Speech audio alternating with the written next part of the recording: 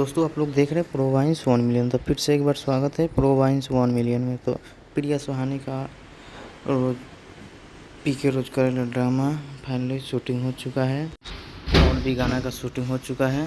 और एक खसाई लाल का जो पीके रोज करेला ड्रामा 2 बहुत ही जल्द आने वाला है। ये जो नया फ़ोटो आया है मार्केट में एकदम बवाल मचा दिया है। प्रिया सुहानी के साथ का फ़ोटो है। जी हाँ दोस्तों, एकदम बवाल मचा दिया है। आप लोग को बता दें कि बहुत ही जल्द प्रिया सुहानी का वीडियो का शूटिंग मिलेगा। हाल ही में नवरात्रि का गाना का शूटिंग चल रहा है, ख़त्म होगा। उसके बाद में इसको पीके रोज करेला ड्रामा इसको अपलोड कर दिया जाएगा।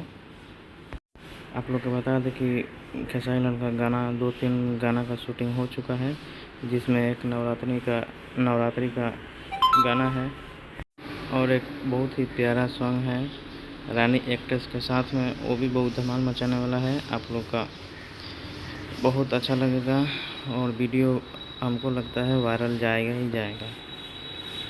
आप लोग देख सकते हैं रानी एक्ट्रेस के साथ में फ़ोटो आया है। बहुत ही अच्छी तरीके से सुंदर वीडियो शूटिंग हुआ है।